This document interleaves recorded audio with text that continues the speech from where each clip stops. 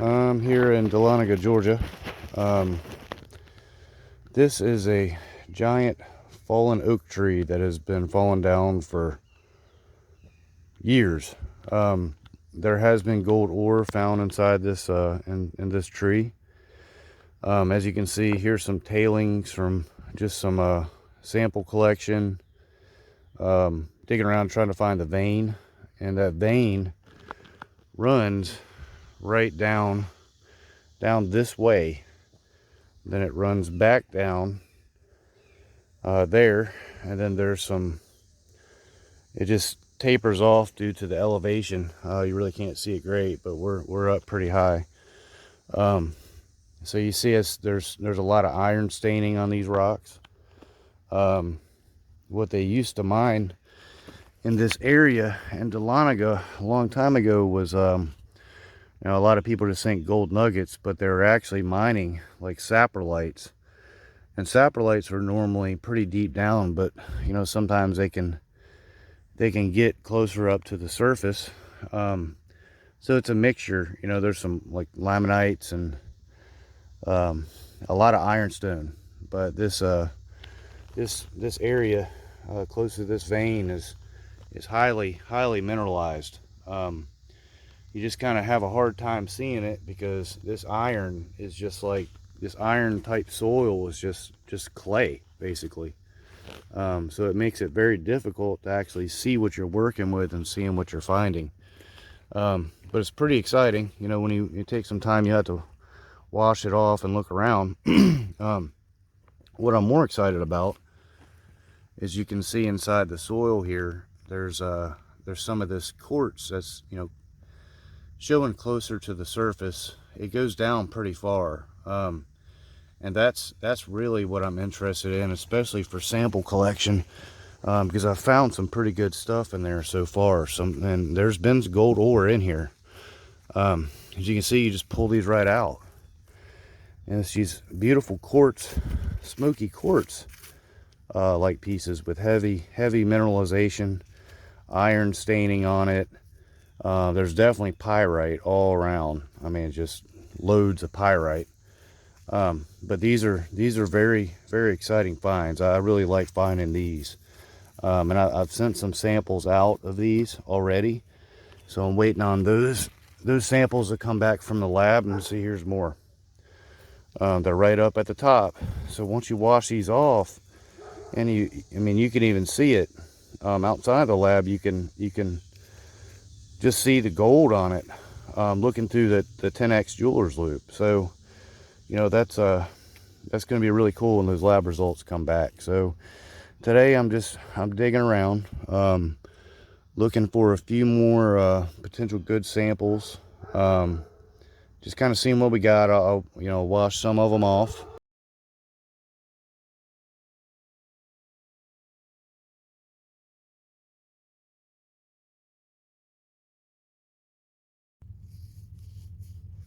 All right, so I've got the world's longest extension cord here. I'm going to try, keyword is try, with this tiny little chainsaw to cut into some of this, just to see what kind of samples we can get here. And then I'll work over to the vein area, and I'll just do some basic digging around there just to see what I can come up with. But I'm really excited what may be inside of this tree. This thing's basically like a time capsule. So really cool things that you can find. Just something as simple as a fallen down oak tree.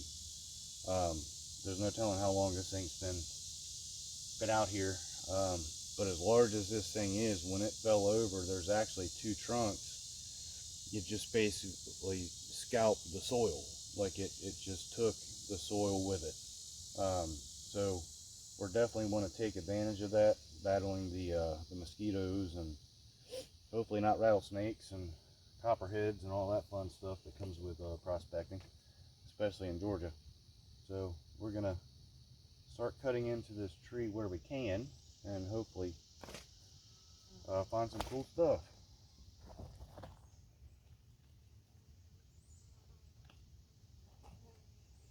And I'm going to start a tailings pile just so we can...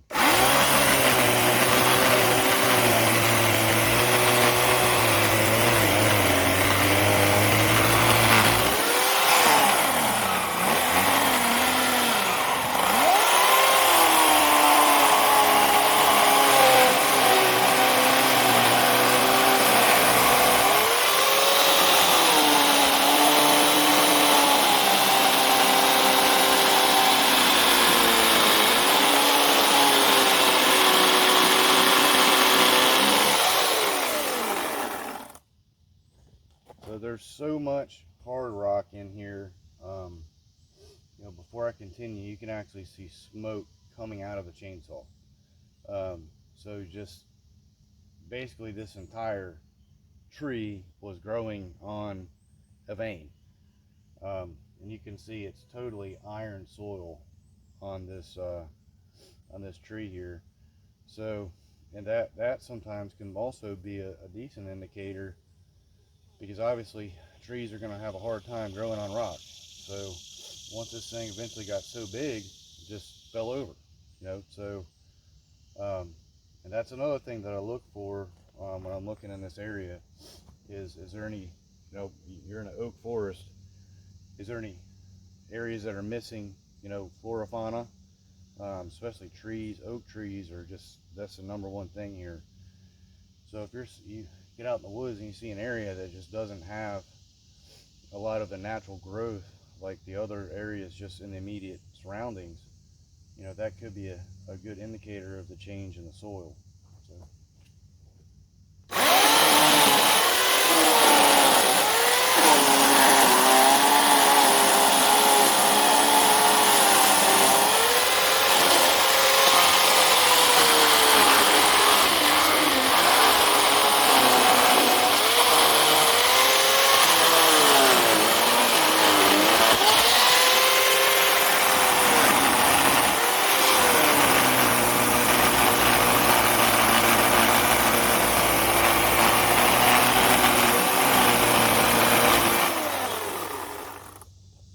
Alright, so I'm basically hitting solid rock.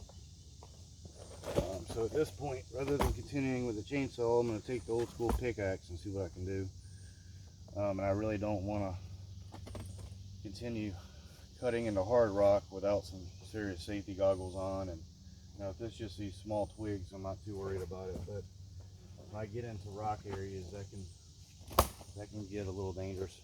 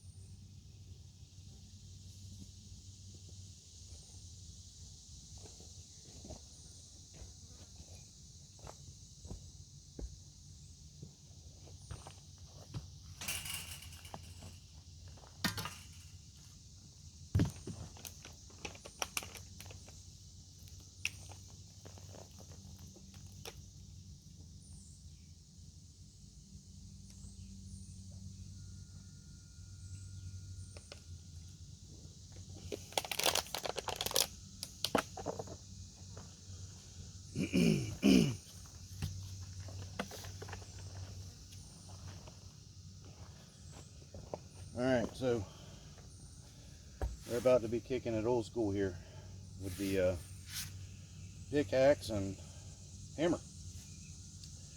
And it's already hot and humid out here, so this is going to be fun. So just gotta stay hydrated and take breaks. Here we go.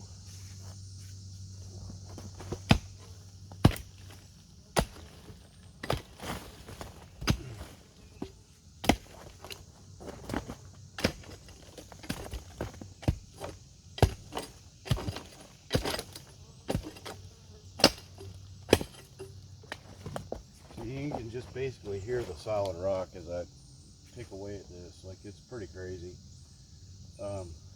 This thing's basically just held together by a vein.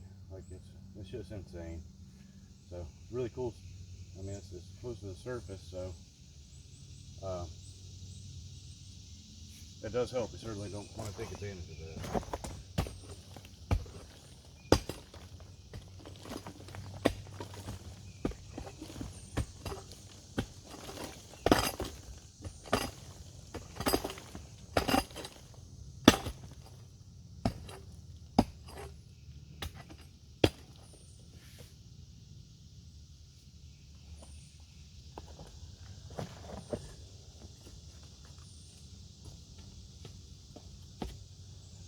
See, this is just an example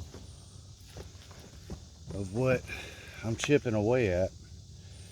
It's some of this iron staining. It's really hard to see and put it into perspective, but it's these saprolite like pieces of just decay, and this is what the type of things that they used to mine in this area a long time ago. And there was actually a lot of literature out there that you can go read that talks about how they used to look and mine saprolites in this area. So it's really cool history. Again, these little, I'm just looking here at the surface. I mean, it's everywhere. Just these smoky quartz looking pieces, and they'll be highly mineralized, which, like I said, just because it's pyrite and iron, those are good indicators to me. So especially here in this type of soil.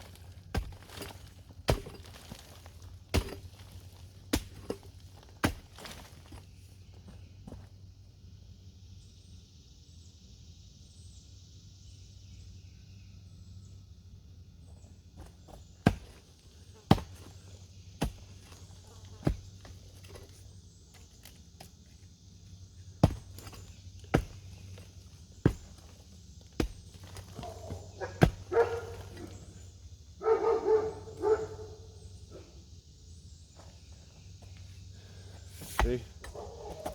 Basically just chipping away at decayed quartz and ironstone saprolites. That's a good sign.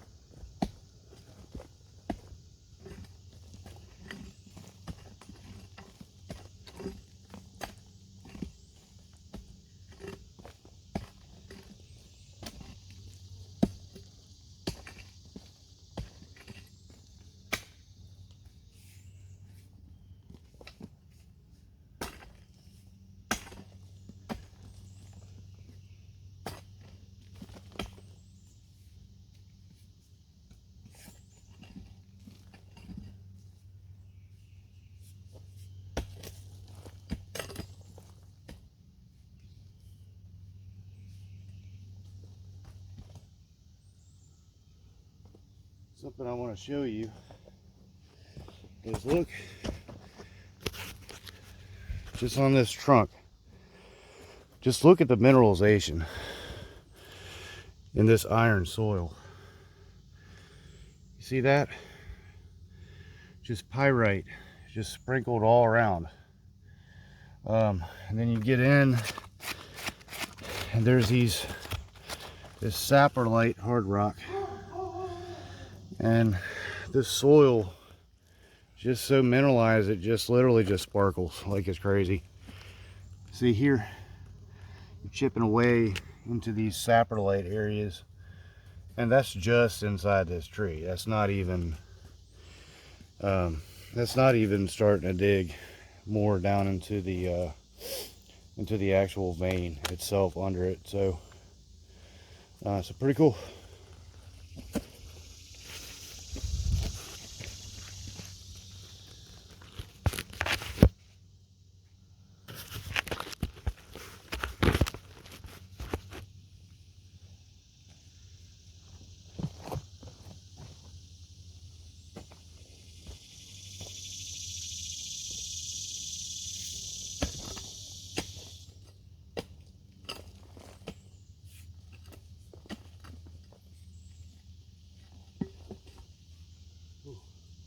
That might be a good sample. I'm gonna throw that in the tailings pile.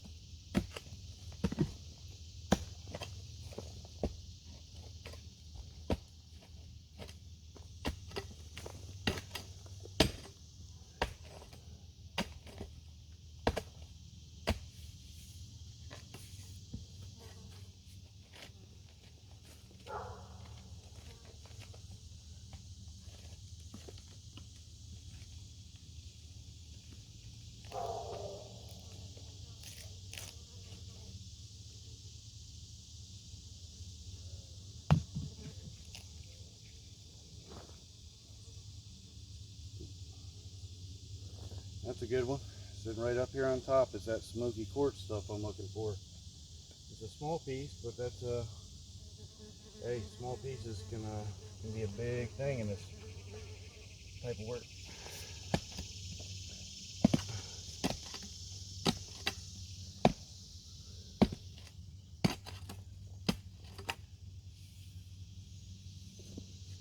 Here's an interesting spot right here.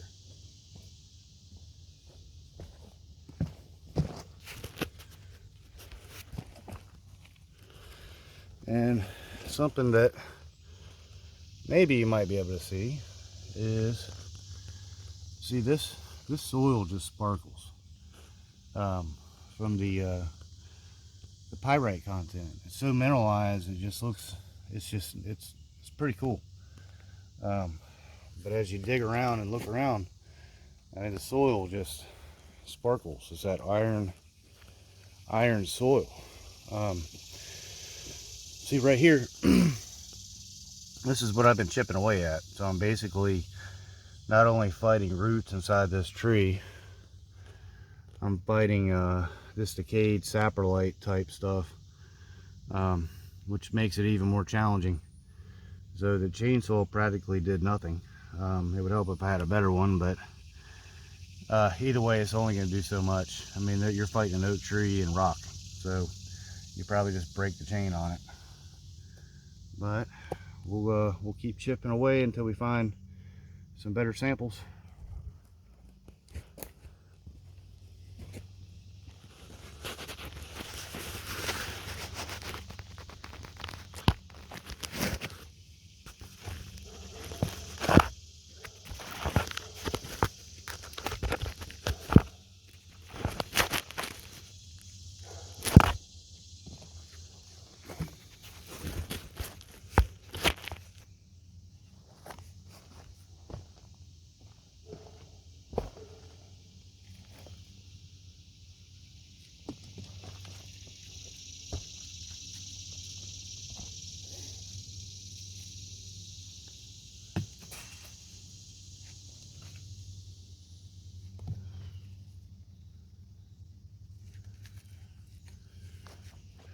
this might be a cool sample.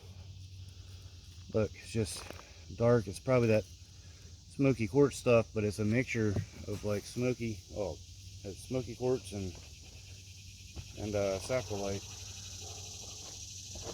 So pretty neat.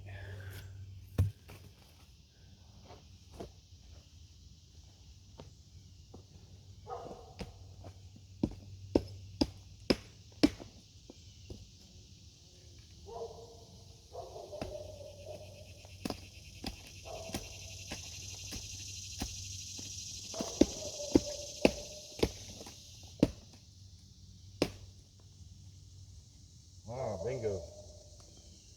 Good sample. Looks like a type of like a limonite, but I actually, I don't know, without washing all that iron staining off of it, but it's a heavy rock. And that's one thing you learn to kind of feel around for if some of these rocks are disproportionately heavy compared to like, for example, a similar sized quartz. Obviously gold is heavy, or just minerals themselves, especially gold. So you get two pieces that are similar in shape, size, all that fun stuff, and they're more dense, they're way more, then that's something that I'd set to the side to take a look at.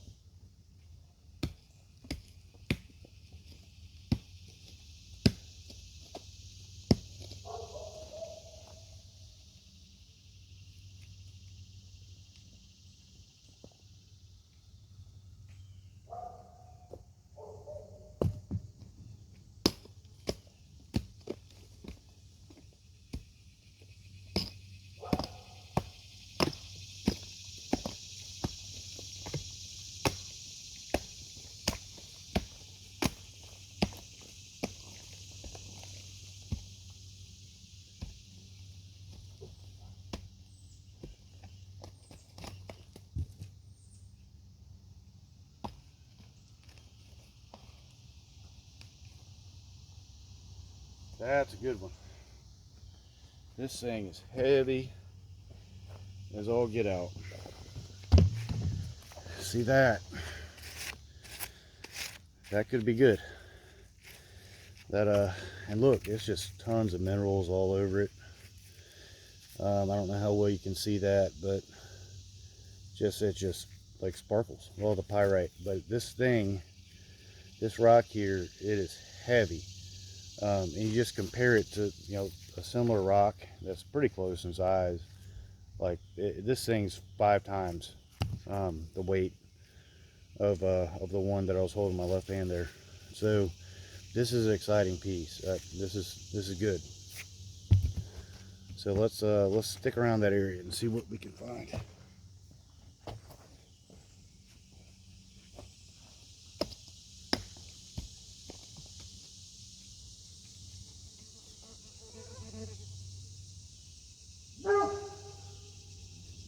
That's a cool piece. It's not heavy, but it's well, throw it in the tailings pile anyway. It came from that area.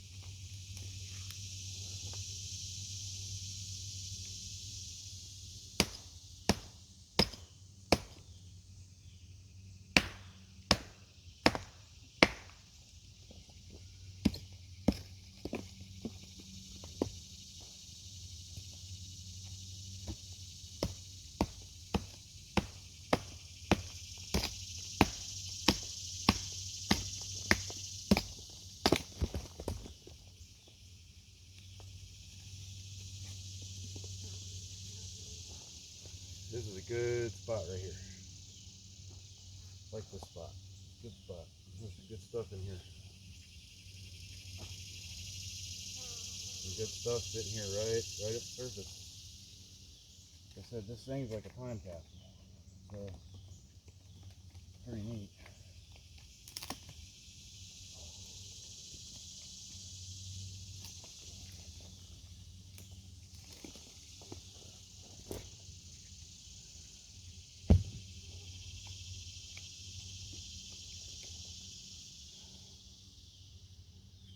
So you got some, hard to see with the iron staining, but some shits.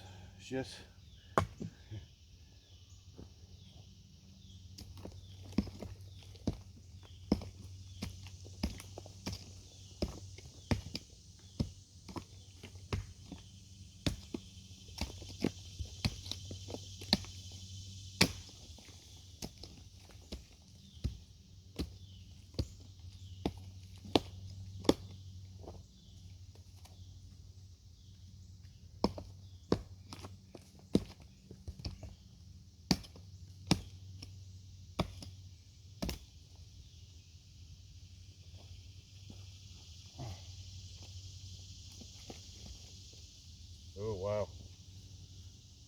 This one's just a monster.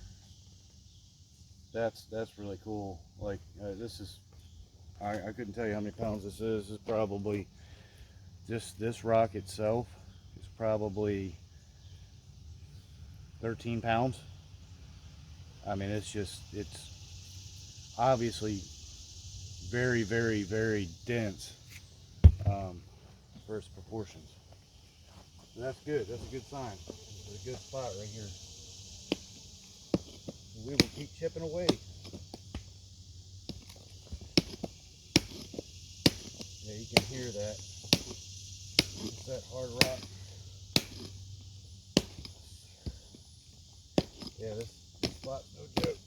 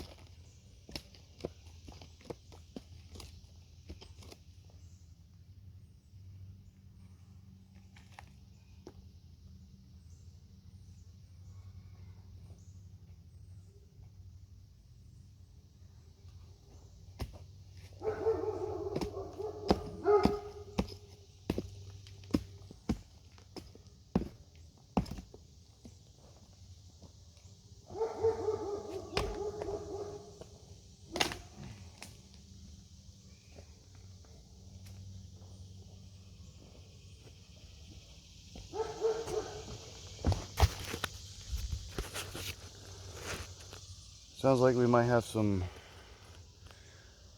coyote friends visiting us. There have been bear back here. So maybe they're coming to help.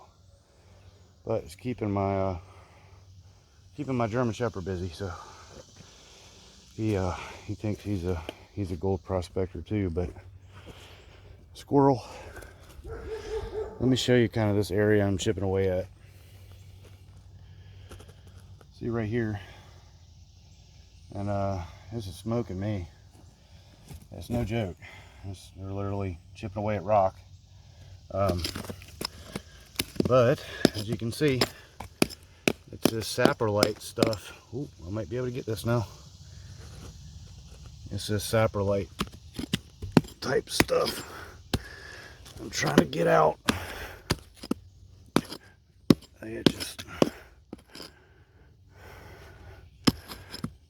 it's definitely a stubborn oak tree. Let's see, it's just decayed quartz. So here's just kind of what I'm dealing with, and you can maybe see some of that sparkle there in the soil as I chip around. It would actually be interesting just to take this the soil itself, since it's so highly mineralized, and just pan that, you know, because this stuff over thousands and thousands of years is just decayed and broke down, and that's what they used to look for. I mean, saprolite is easy to break up. It almost turns into a clay. So what I'm getting is a mixture. There's some pieces that you can just literally break apart with your hand, and that's more of a saprolite. There's some other pieces that are kind of mixed. I found some really cool samples that are like half straight up, like a white smoky quartz, and then with the other half just decayed saprolite you can break apart with your hand. It's really cool, especially for rockhound nerds like me. But when you find that, it's very interesting. It's just cool finds. Here's a spot right here. You can see as you chip away at that. There you go. Let's see what this is. It's hard to tell with all this iron. This iron clay staining is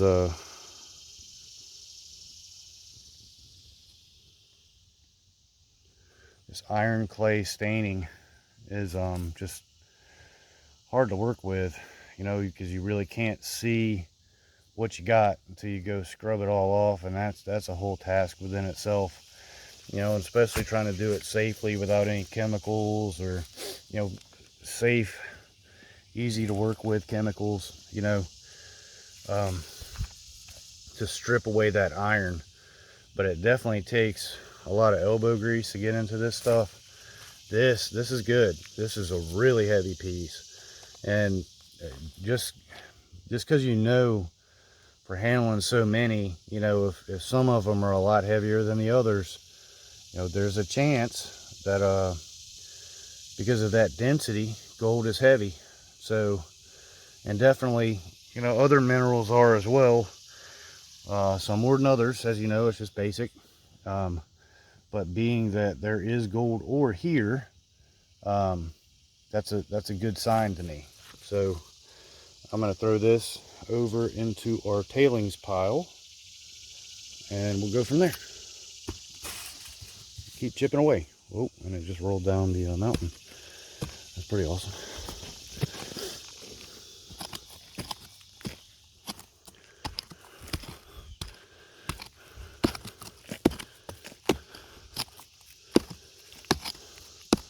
See, just hard rock.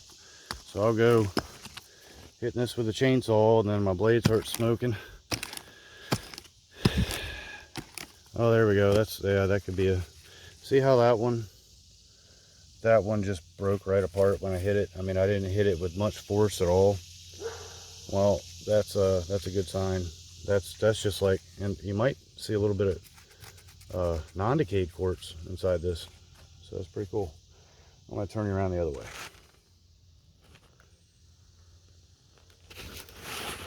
All right. So you'll see this stuff, like I was saying, I barely hit that with a hammer and it just broke right apart. And this is the stuff that they used to mine and look out for and prospect in this area.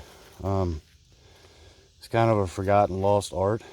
All those saprolites and you know, decayed rocks are easy to work with. The problem is they get difficult to process because they turn into like a clay. But you know, it's definitely worth breaking some of these down and panning them, just because that's what they used to mine for the gold here, along with several other things. I mean, you have your traditional gold in the waters that they used to try and sluice out, take out of the rivers. The Chestatee River is a big deal. I mean, they even tried to create what's called like a diving bell, which is like an old school submarine. And I don't know who volunteered to get into that thing, but it went to the bottom of the river, and some dude would just like hang out in there, and I don't know. I couldn't imagine being the one that would, you know, somebody definitely drew straws on that one. Anyway, and you can see that thing. It's downtown Dahlonega. It's pretty crazy. To the extent of which they used to go through to mine gold here is a big deal. I mean, entire towns, the town of Aurora was that was its sole purpose a long time ago. It was the first gold rush in the United States. First official gold rush was right here in Dahlonega. Aurora was actually the first spot, and then it just moved out to the whole area. So, because I mean, it's everywhere. A lot of people think, you know, California, which I mean, it's huge out there too, you know, obviously. But, you know, I think a lot of companies, you go with the flow. I mean, even back then they had investors, they had all that stuff, and then, you know, you you get into these areas where they were mining saprolites. They know that there is still gold here, a lot of gold, but it gets into what kind of rock are you getting, you know, where are you getting it from, how cost effective is it, you know, there's a lot of factors, and just how difficult is it to process. And you see here, it might be a little difficult to see, even chipping away at this, you get the saprolite type stuff right here, the decayed stuff, and then you get this smoky quartz crystals, which these things are cool. I've found a lot of gold in these. These are highly mineralized, and it may not be like direct, like physical gold when you look at it like a gold nugget, but when you look at these under the jeweler's loop, it's really exciting. And I'd really like to post a video of looking at some of these with me in the jeweler's loop. So I mean, you get pieces like this, you know, it could be sitting in your hand. Well, this thing could be worth a lot of money, but you just can't, because of the iron staining. It's covered up, so it's a several step process, especially with this type of soil, to go back and see what you got. But it's really exciting. It's literally like a box of chocolates out here. So so it's cool, really cool. So let's keep chipping away, and here's another good, let's see, I like that. Ooh, there we go. This is one of those smoky quartz pieces. Most of this stuff that I am getting out of here is gold ore. I've sent some of this stuff along with the saprolites out for lab analysis, also to get an AA finish on it, just estimate how much per ton is out here. But I do like getting this stuff. I mean, I have a hard time trying to let some of this stuff go, just even to send for samples, because I see so much gold in it. Now, when you get from here, then you follow this down the mountain. It's another place I want to do another video on. It's really interesting how you can follow the terrain, and the soil and the hard rock changes. Well, I mean, those could be, you know, that's a multitude of reasons for that. You know, I from what I've seen, I find like hydrothermal rocks out here, that there were veins, you know, and just, you got to think, like, this is probably a few more thousand feet, you know, thousands and thousands and thousands of millions of years ago, and there's a giant cut running right between these two mountains.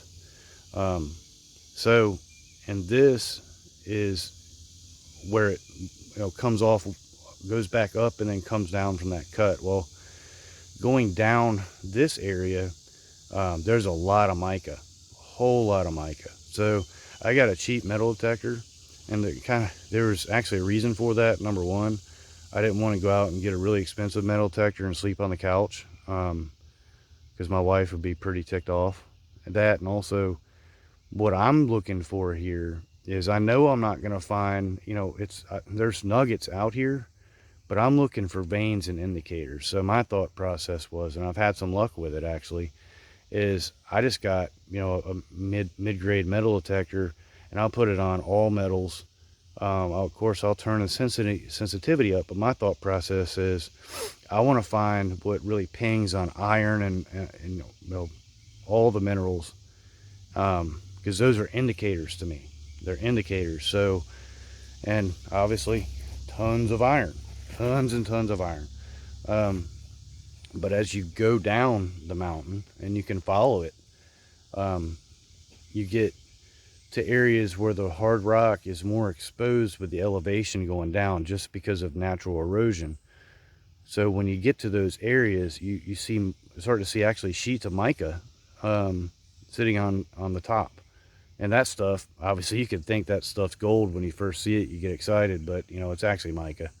But mica is really cool to find. Mica is a huge indicator, along with everything else in this area. Like, every possible indicator that you could think of is here, which makes it all more exciting. But you could also make it a little bit more difficult sometimes, because you're like, okay, well, where's the most rich area? It's already have all the indicators, so now what? So that's when you get into basically what I'm doing right now. Gotta dig, and you gotta look. And it's time consuming, but that's an exciting part of prospecting also. And I'm pretty new to prospecting. I wish I had known someone that could kind of come out and give me tricks of the trade, because there's a lot of them. There's a lot of things that you learn the hard way. Just, I'm sure everybody's starting out, you get excited about one certain thing, and then come to find out it's a big nothing burger. So, and the crazy thing about gold is, you can get these pieces that you just think, man, that's the best piece I've ever found. Like, this is huge, it's gonna be great. And you send it off to the lab, and you're like, okay, well, that sucks, but I tried. And this costs money for the lab to run samples. So sometimes, you might be holding, a really, really, really rich ore piece in your hand. I'm talking, could be worth thousands and thousands of dollars, and you might not even know it. You Google some of this stuff that they find out in like Australia and some of these other spots, and they'll have like a limonite piece that's just like saturated with gold, but it's microscopic, and you would have never known. Just hold it in your hand. So that's why these, oh, squirrel, sorry, I'm a veteran. So yeah, helicopter, squirrel,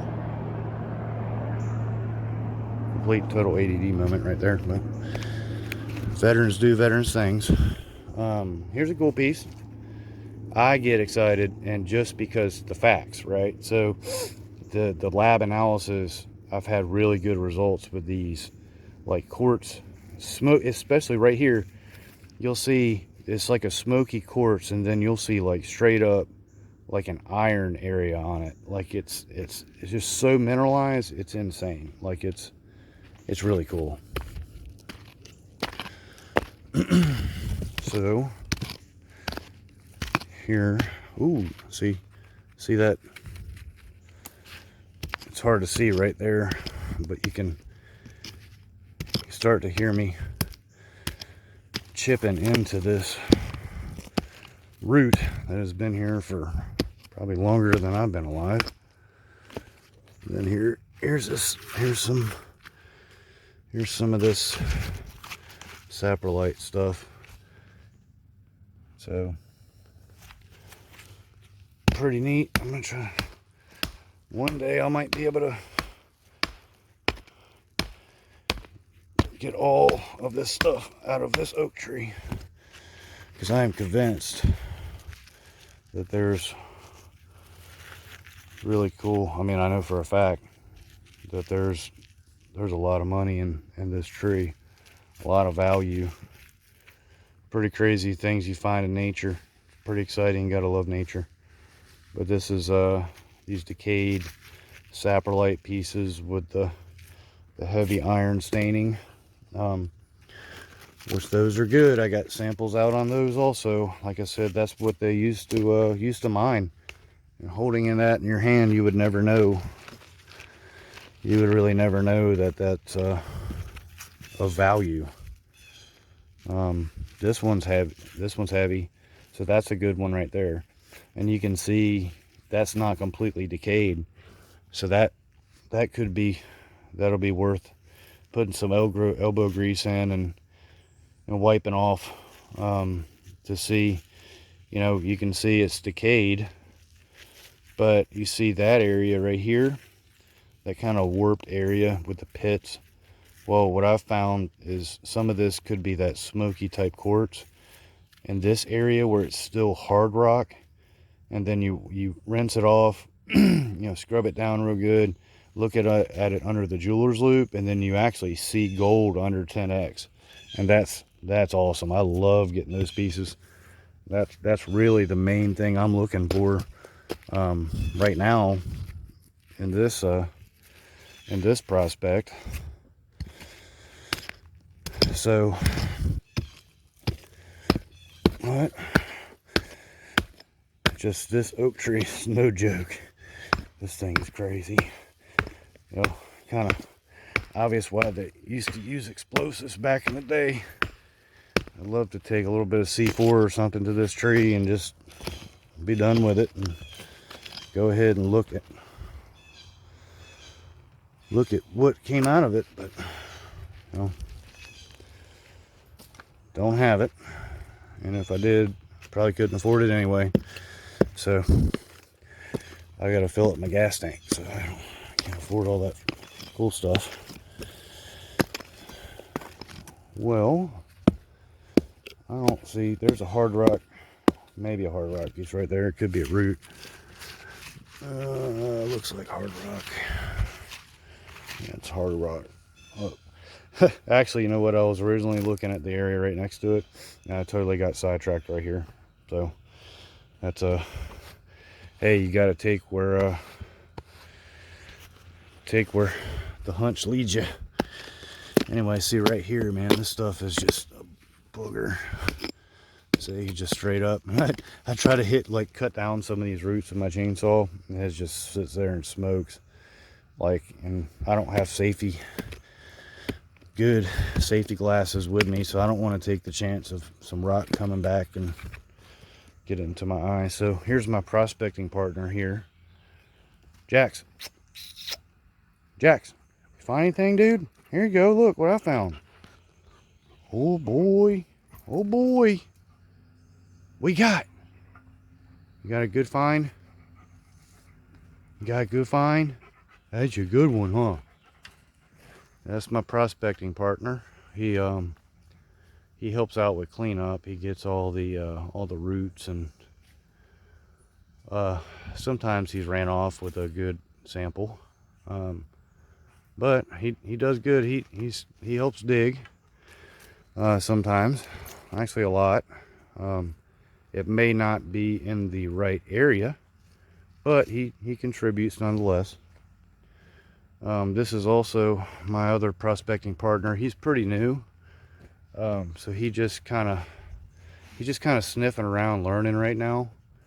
But you know, he's catching on pretty quick. Kai, you do some digging? Where'd your sample go, Jax? Where's your sample? All right, y'all smell any gold? If y'all smell any gold, let me know. Y'all smell any gold? All right. You know, I've really thought about that. Like, why hasn't somebody, and I'm sure somebody has somewhere, tried to train a hound or something to smell gold? Because you know they can, I mean, man, these dogs can smell anything. But have them, or just smell indicators, you know. I've thought about that, like trying to train them somehow. But this is cool. That's a good piece. That's a, you can just tell, I mean, by the shape of it, and it was hard to break apart. That's one of those cool smoky quartz pieces. It's like a crystal. That's cool. So we'll wash that one off and see if it's worth sending in samples. Let's see here. What we got there? Yeah, another smoky quartz. I don't know, smoky quartz, and then you got like all kinds of different stuff. What's it called? Rumilated quartz. And I had to learn all this on my own, like literally YouTube videos, Google. So I am not a geologist at all. I just know when I see gold, like that's pretty cool, basically. So, and you know, I've really learned to look for the indicators and to historic records of what they used to find in this area, how they would process it. You know, you can look back at all that stuff. I'd like to post some of it because anybody, especially from Georgia, North Georgia, it's really cool history, and all this stuff is like a lost art. You know, I mean, it's crazy when you read back and you look at how extensive, and nobody has any clue now, you know, really, of what could have just been occurring on their property or behind their house. I mean, they literally cut out the sides of mountains and, you know, set up these massive sluice operations. Like, it's so neat, you know. Just, you gotta love history. That and just even the history of just the Native Americans and the indigenous stuff. Like, you know, of course it's just sad, but you know, I'd love to have seen that. They had on the Chestatee River like villages everywhere. There's actually one old village not too far from where we're at now. It's underwater from when they flooded Lanier. It's actually in and around the area of Lumpkin Bay, but it's underwater. So anybody not from this area, I mean, you can Google Lake Lanier. I mean, there's racetracks under Lake Lanier. This is a good sample right here. This thing is heavy, so I get excited about these heavy pieces. So this is a good spot. I need to keep chipping away at this spot here. It looks like my partners are taking a break. They're guarding me from any potential squirrel attacks. It could be, you know, some vicious birds in the area. But these squirrels out here, they're pretty brutal. Like, so that's they've taken that on, guarding for the squirrels, which, you know, I'm very thankful for. You know, a lot of people get eaten every year from vicious squirrel attacks. So as you can see, they take their job very seriously. So if there is an event, there is, you know, a squirrel, you know, coming with some intent to attack me, then they are prepared to chase it up a tree. And I've seen it. Like, I've seen them in action. So, y'all looking for squirrels? All right, keep me safe. Keep me safe. I don't want to get eaten by a squirrel. They could throw nuts at us. There's all kinds of stuff that they could do. Okay, well, he may have hit a sample. Like I said, this is my prospecting partner. I think he may have found something. Let's see, what did you find? Is there gold? What did you find? He may be pulling out some samples in a minute. It'll probably be a stick. Yep, so see? He's pinged on an area. There could be gold located in this area. and he is sniffing around right in the area that I'm prospecting, collecting samples. Jax, what do you think? You find anything? All right, so he's also dust these areas off for me with his duster, his duster attachment. Kai, you find anything? Find anything? All right, so right now they are searching. All right, do y'all want to prospect while I take a break? Y'all get some samples. Let's see if y'all can get some samples and give Daddy a break here. Huh? All right, what'd you find? All right, let me know if y'all get any gold, okay? Just give me the signal. And keep an eye out for those squirrels, because I really don't want to get attacked. I've seen some pretty vicious squirrel attacks in the area. You know, they're cute and furry, but those things will just take a leg off, you know? So Kai, just watch my 6, okay, buddy? All right, great, thank you. Okay, well, for real, there have been bear out here. We've seen them, and don't know what that is, but that's pretty creepy. So they may be for real guarding me. Oh, almost got it out. There aren't supposed to be wolves. I know the difference between a wolf and a coyote. It's kind of obvious, but there haven't been wolves in North Georgia, which is another sad story, but there haven't been any wolves out here. They were eradicated by hunting and just people that were just completely naive. It's sad. They're such beautiful, beautiful animals. People hate on coyote too. Okay.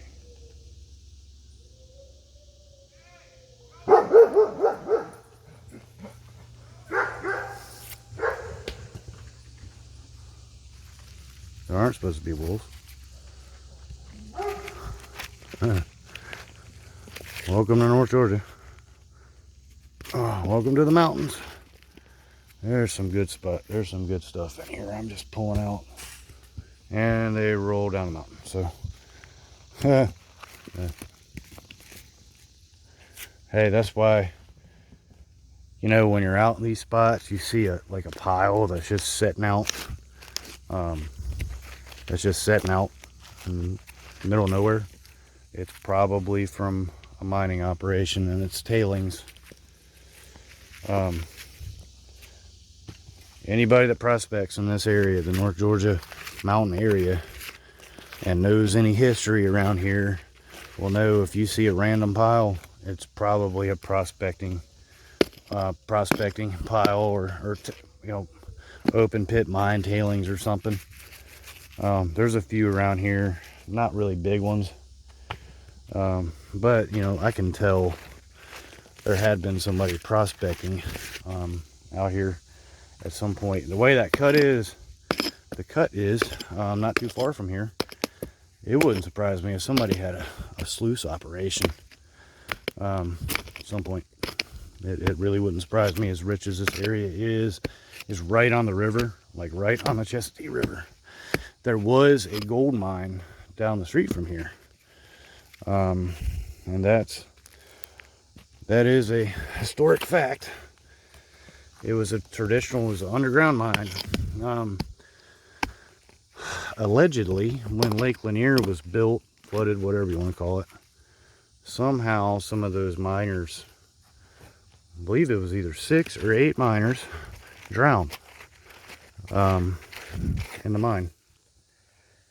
So I couldn't imagine how scary that would have been. That's just insane.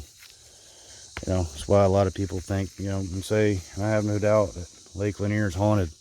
I mean, there's racetracks under it. There's so many people that have drowned in Lake Lanier. Like, you know, I want to do a video one day of just going out and kind of with a metal detector and looking around, but there's a bridge where there's been a couple car accidents and fatalities, and apparently, this was a long time ago, but apparently that bridge is haunted. So just be a pretty cool thing. Go check out. And it's history. You know, history's cool. History's fun. It's just cool to know stuff, just knowledge in general, especially when you get in doing things like this. You know, you could have just, everybody's got, you know, just something, just the geology. You know, you go out, you never even know what's in your backyard. You know, nature is just so cool, and it's fun. You know, especially like, hey, just get off your hiney and get outside and just do stuff. You know, just be in nature. You know, we weren't meant to just sit around on our couches and eat bonbons and watch the news all day and get all stressed out of stuff that you can't control. You know, put it down and, hey, go find something that you're interested in. Like this, I'm interested in this. This thing is heavy. Like, I'm having a hard time just holding it up without, just on my own. This is probably, this little rock. I mean, it's not little, but this medium-sized rock, this is probably 35, 40 pounds right here. And it's disproportionately heavy compared to some of the other rocks you would pull out for its size. I mean, there's a lot of these that are not proportionate, and this is, you know, kind of why this is a prospect, right? So it would be an exciting sample to chip this off and send this out to the lab, because that, you know, just look at the iron staining in it, like, you know. And once I wash this off, we'll be able to see a little bit better, you know, because this iron stuff, man, it's just clay. But look at that. Look at that. It is so heavy. So that's an awesome, awesome, awesome sign. So I'll throw it into the tailings pile and watch that roll down the mountain, and then I'll probably lose it. Anyway, all right, so this, check that out. Look at that.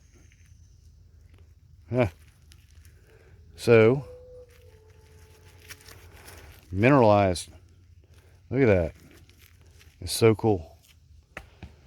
This is so mineralized. It's just crazy. So I could stay here at this tree and just dig forever. There's so much cool stuff coming out of this alone. You know, and I'm not even hitting the vein, like, that's right under it, the actual in the ground vein. But the good thing is that because of this elevation and erosion, that vein is like right on top.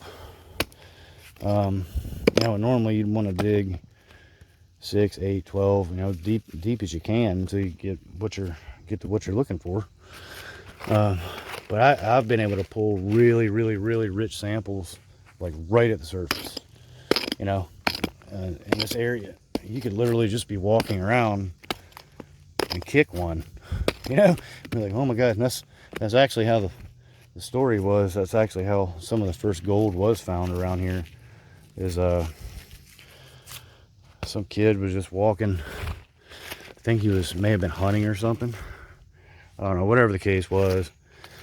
And he was just walking, and then ooh, that's a cool rock right there. The next thing you know, there was a gold rush. And that was, I think that was down the road at the area of Battle Branch mine, which, if you guys go back and look at the history of that also, there was actually battles, that's why, hence the name. But gold mining was such a serious thing. Like, they would, I mean, I couldn't imagine, like, the property disputes and all that stuff that would occur out here. Like, I mean, you're talking about people's livelihoods, you know. A lot of prospectors, amateur prospectors, all that stuff, they don't, not a lot of whole people traditionally mine for a living anymore. At least not in the United States.